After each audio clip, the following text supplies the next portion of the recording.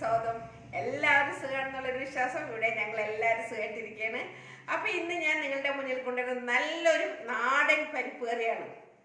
അപ്പം അത് ചപ്പാത്തിയുടെ കൂടെയും ചോറിൻ്റെ കൂടെയും നമ്മൾക്ക് എന്തിനും കഴിക്കാൻ പറ്റിയ നല്ല കുറുകനെ ഉള്ളൊരു പരിപ്പ് കറിയായിട്ടാണ് നിങ്ങളുടെ മുന്നിൽ വരുന്നത്.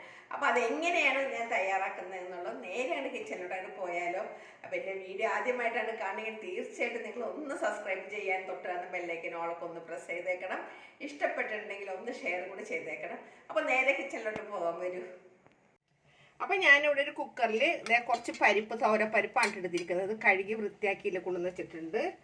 അപ്പം ഇതിലോട്ട് നമുക്ക് കുറച്ച് വെള്ളം ഒഴിച്ച് കൊടുക്കണം.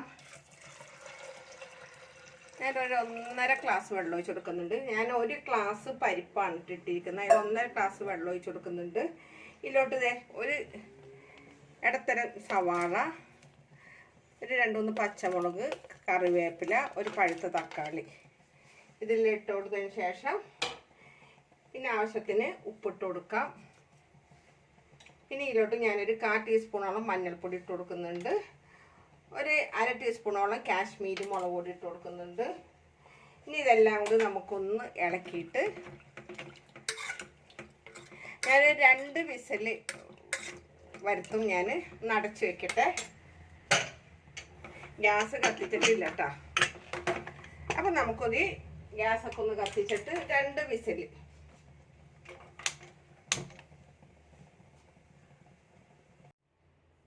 അപ്പോൾ നമ്മളുടെ കുക്കറിൻ്റെ ആവിയൊക്കെ പോയിട്ടുണ്ട്. നമുക്ക് തുറന്ന് നോക്കാം.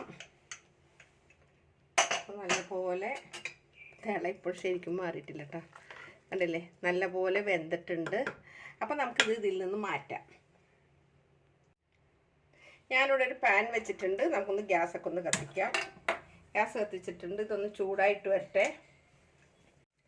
അപ്പോൾ ഇതിലോട്ട് നമുക്ക് കുറച്ച് വെളിച്ചെണ്ണ ഒഴിച്ച് കൊടുക്കാം. പാത്രം ചൂടായിട്ടുണ്ട്.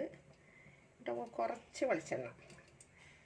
അപ്പോൾ വെളിച്ചെണ്ണ ചൂടാകുമ്പോൾ നമുക്കിതിലോട്ട് എപ്പോഴും ചെയ്യാവുന്ന പോലെ തന്നെ ഒരു ചെറിയ ടീസ്പൂണിൽ കടുക് ഇട്ട് കൊടുക്കാം. കടുക് നല്ലപോലെ ഒന്ന് പൊട്ടി വരണം. ഇതിലോട്ട് ഞാനൊരു 2 വറ്റൽമുളക് ഇട്ട് കൊടുക്കുന്നുണ്ട്. കുറച്ച് ചുമന്നുള്ളിയും വെളുത്തുള്ളിയും കനം കുറഞ്ഞ് അരിഞ്ഞെടുത്തതാണ്.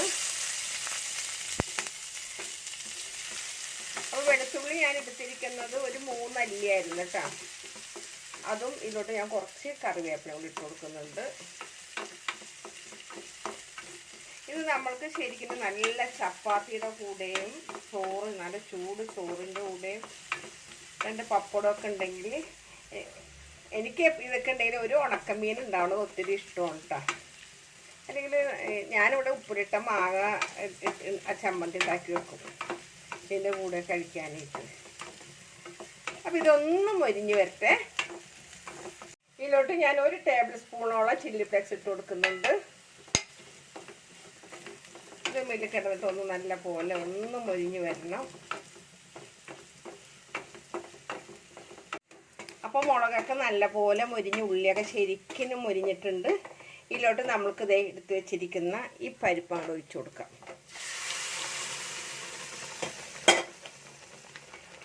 നല്ല പോലെ ഒന്ന് മിക്സ് ചെയ്തിട്ട് ഞാൻ ഇതിലേക്ക് കുറച്ച് ചൂടുവെള്ളം എടുത്ത് വെച്ചിട്ടുണ്ട്. ഇതിലോട്ട് കുക്കറിലോട്ട് എല്ലാം ഒഴിച്ചിട്ട് ഭയങ്കര കട്ടിയായി പോകും.